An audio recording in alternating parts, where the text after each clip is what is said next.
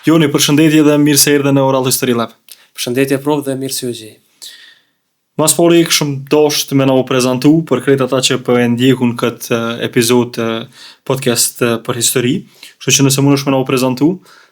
Po, pa problem. Pra, unë jam Jon Goshi, jam student në vitin e 3 studime bachelor në departamentin e historisë dhe pra tash jam në prag të diplomimit.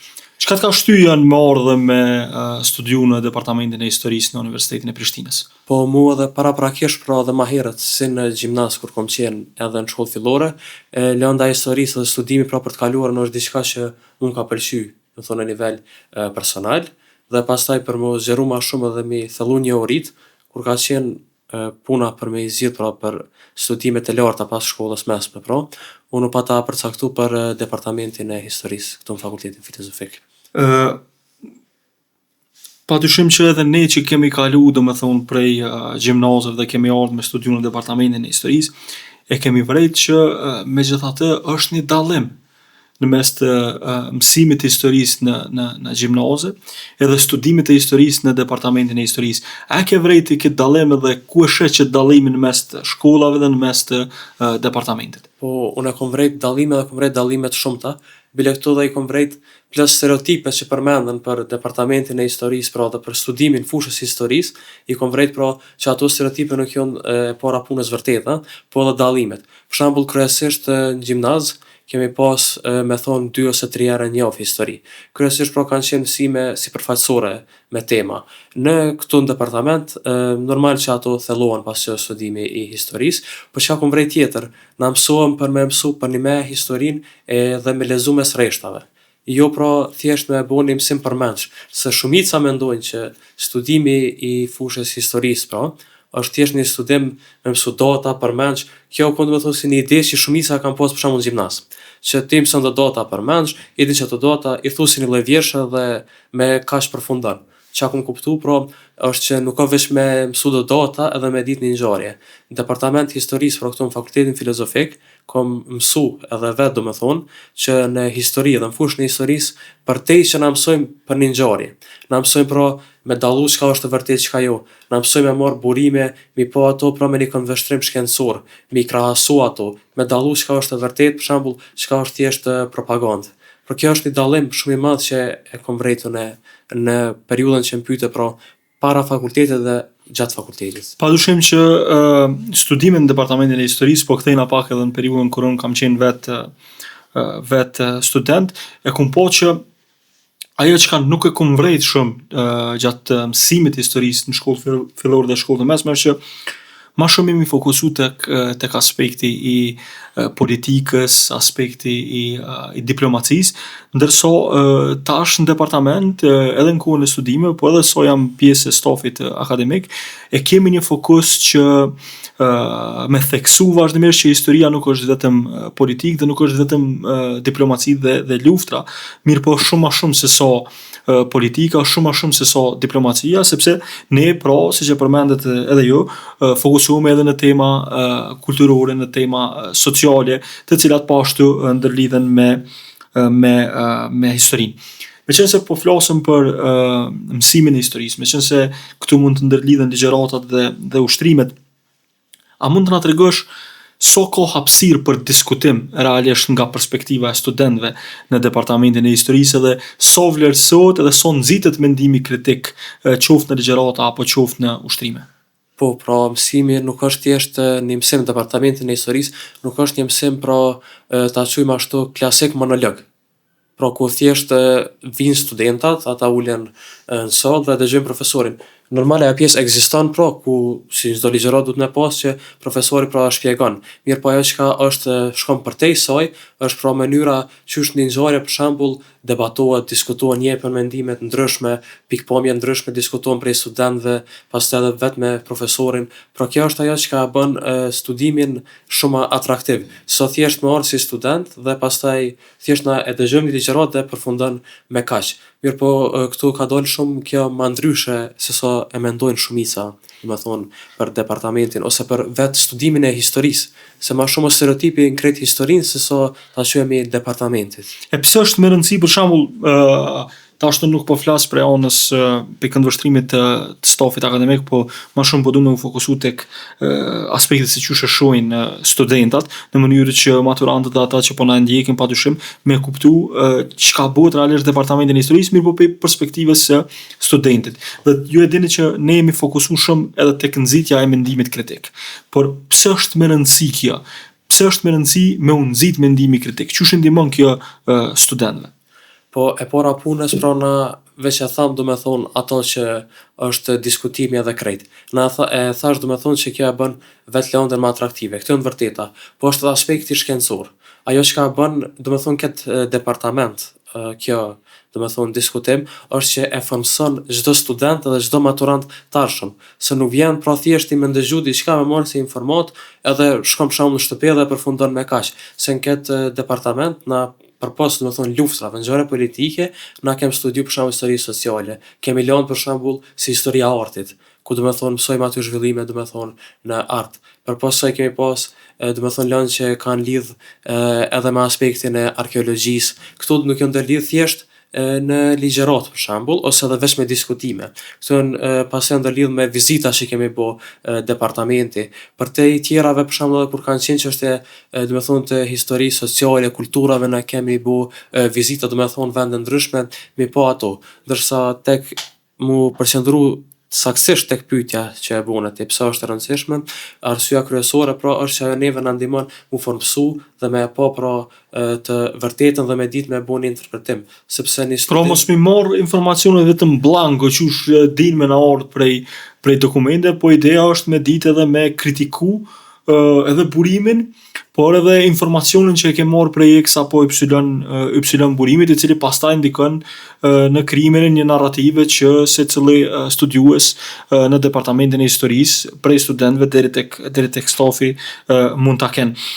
Po më intereson çush është një ditë e një studenti në departamentin e historisë, nuk po flas për stafin, mirë po du me na tregu ti se çush është një ditë në departamentin e historisë, çka bojnë realisht studentat në një ditë kur kanë ligjërata.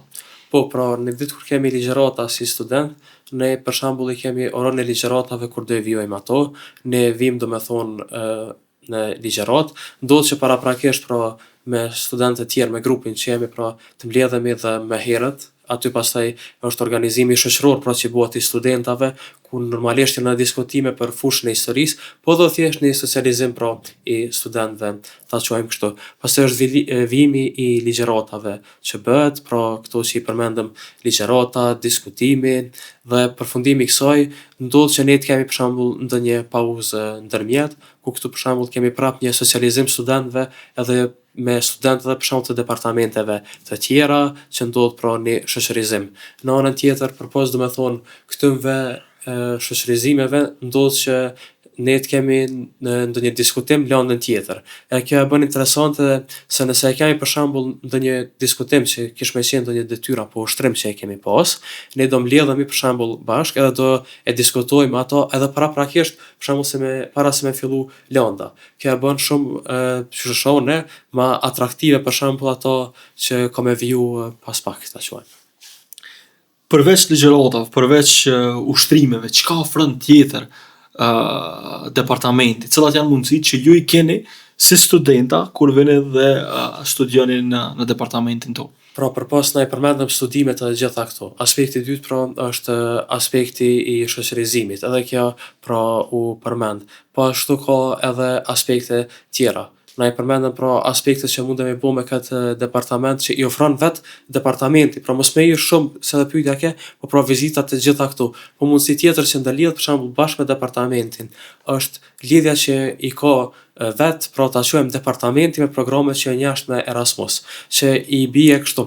Për shembull, nëse ka dëshirë ndonjë student apo studente ose kolegimi ose vetë unë ta quajmë, që të studioj për shembull një semestër jashtë ose 2 semestra, atëra është mundësia dhe lidhja që të bëhet do me thonë me ndonjë fakultet ose universitet pra në Evropë, ta quajmë që është mjaft prestigjioz për shembull që të studiohet edhe atje. Në kuadër të marrëveshjes së Erasmusit, po. Po, edhe do me thonë studenti që është këtu në këtë departament, Pra, pasi e përfundon procesin atje për aplikim, dhe do të thonë përfundohet procedura e dokumentave, ai shkon për një semestër atje.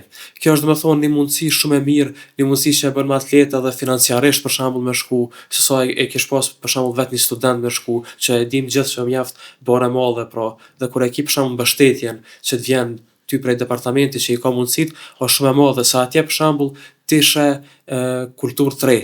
Përpas pranës që she do të thonë mësimin atje, fakultetin e këtu, she kultura të reja, she do të thonë shoqërizimi me plot të tjerë. Kjo është një mundësi që ndërlidhet do të thonë direkt me fakultetin dhe departamentin. Po vetë so për me sqaru edhe për ata që do ta ndjekun këtë epizod, programi Erasmus Plus është program i cili, siç e thatë, ofron mundësi që studentët me një bursë të plotë edhe të marrin do të thotë bursë mujore për shpenzimet e akomodimit, shpenzimet e ushqimit, po të njëjtën kohë edhe të kenë mundësi të ta shohin një kulturë të re, ta shohin një mënyrë të re se si studiohet, themi kështu, fusha e historisë nëpër universitetet evropiane që janë partnerë të Universitetit të Prishtinës në kuadër të marrëveshjeve të Erasmus Plusit. Përveç ju që shkoni, ne kemi raste kur edhe në departament, pra vinë student nga vendet e ndryshme të Evropës. Semestrin e kaluar kemi pas një studente nga Turqia, këtë vit e kemi një student nga Holanda, pra kjo tregon që departamenti po qëndron mirë në aspektin e ndërkombëtarizimit, përderisa aktualisht i kemi disa student, bile dhe kolegët e tu që kanë qenë dhe disa që janë aktualisht në universitetet evropiane ku janë duke ndjek një semestër të studimit të fushës së historisë atje. Nëse më edhe me shtu diçka te kjo pjesë, Po, pra, patjetër. studimet që bëhen atje, notat që merren atje, ato pra të gjitha pastaj do të transferohen këtu dhe vazhdojnë studimet pra bashkë me kolegë që kanë qenë këtu dhe kanë viju pra. Nuk Pra edhe nëse shkon atje ti nuk hup asgjë do të thëtë nga procesi i studimit të historisë në departament, sepse ato njihen Po. dhe kjo bëhet falë marrëveshjes që jep programi Erasmus Plus në mes të dy universiteteve që nënshkruajnë atë. Qysh e sheh veten ose ku e sheh veten pas diplomimit në departament të historisë? Po, unë vetën time e shoh do me thonë prap duke u mirë me fushën e historisë. Se këto është do me thonë edhe një stereotip tjetër në fushën e historisë. Shumica mendojnë që pas përfundimit të studimeve histori, kime pas probleme zgjedh punë, kime mbet pa punë, ose thjesht po bëhet do me thonë pak si term banal, kime mbet për shembull veç një arsimtar. Po, edhe më kon arsimtar nuk është kur gjë e keqe e para e punës, është do me thonë knatësi me punu në arsim dhe me do me thonë arsimu breza të arshëm, po nuk është do me thonë veç kjo çka ofron departamenti edhe çka e shoh veçona kur thash më marr do me thonë në fushën e historisë. Sepse për te do me thonë simdhënie që është për shembull cikli i orë të filluar, po i mesëm është do me thonë opsioni i studimit shkencor të historisë. Jo në pashtu ndërlidhet për shembull me punu edhe si Ciceron tash që ju ndar plot, se më herët do me thonë këtu nuk jam përmend fare, po tash do me thonë kanë fillu u bu ma të shpeshta dhe në shoqëri mu përmend. Po i përpos do me thonë këtyre ekziston normalisht edhe ajo ligjerimi për shembull në universitete, kontribimi do me thonë Në institute, padyshim. institute, për shembull kemi Institutin e Historisë Ali Hodri, pastaj edhe Instituti Albanologjik, ka do me thonë lidhjet që Po departamenti ofron ofron një mundësi mori ndryshme. të mundësive që studentët pasi të diplomojnë mund të angazhohen dhe mund të jenë, si të them kështu, mund të jenë pjesë e instituteve kërkimore, jo vetëm në Kosovë, por edhe jashtë vendit. Se po të ndërprej pak me, po është për shembull edhe mundësia tjetër që me histori për shembull njëri mund të më lidhë me organizata të ndryshme pastaj që mundet me gjetë veten edhe aty. Nuk është një devijim pra direkt prej. Po padyshim kjo ndërlidhet edhe pak edhe me personalitetin e studentit, so kërkues është për me e bu fit veten e vet në një punë apo në një projekt të caktuar. I kam edhe dy pyetje për fund në mënyrë që me përfundu këtë epizod podcast për histori. E para, pse duhet një maturant me zgjedh departamentin e historisë në UP? Dhe e dyta, çka i kishe thonë një maturanti që dën me ardhe me studiu histori këtu te në departament? Po, te e para pse pra duhet me me studiu. Në qoftë se një maturant e ka dëshirën me studiu historinë dhe në qoftë se ai për shembull është mes disa fushave që don me studiu, atëherë pse marr me studiu historinë? E para punës pra është që me mësu për të kaluarën, por jo veç për të kaluarën, sepse duke e ditë kaluarën, ne kuptojmë shumë më shumë edhe në shoqëri, zhvillime shoqërore, zhvillimet politike. E gjitha këto pra na duke e mësu të kaluarën, përgatitemi edhe për të ardhmen. Pastaj përgatitemi pra edhe në aspektin shkencor. Përpos kësaj edhe të mira që i përmendëm për shembull shoqërizimi, mundësitë e studimit jashtë në kuadër të departamentit. Pra ka arsye të shumta që janë këtu me studiu ato, ndërsa pyetja që çka i kisha thonë unë tash ndonjë studenti, nëse ai dëshiron me ardhe me studiu histori, është që ai ta ndjek atë çka ai dëshiron, e kjo është ai dëshiron është të studioj historinë dhe mos të ndikohet prej dikujt tjetër ta quajmë për shembull ose ndonjë stereotipi, mirëpo të shkoj aty ku ai dëshiron, siç kanë bërë edhe vetë. Joni për fund, sepse si profesor, si staf akademik, po du me ditë edhe çka kishe ndryshu në departamentin e historisë. Çka i shkon diçka që kishe thonë mos t'i shkon kështu, po t'i shkon pak më ndryshe, ose këtë pjesë e kisha ndryshu, ose ato e kisha ndryshu. Çka është diçka që kishe mujt te ose kishe dashur me ndryshu në departamentin e historisë? Po me pru diçka që nuk është kur gjo, nuk është që kisha mujt me thonë, sepse tash kisha thonë zhvillimi prej teknologjive me bo, do me thonë ma digjitale edhe aspektin e, do me thonë, studimeve, mirë po kjo veç ka fillu mu bo pra.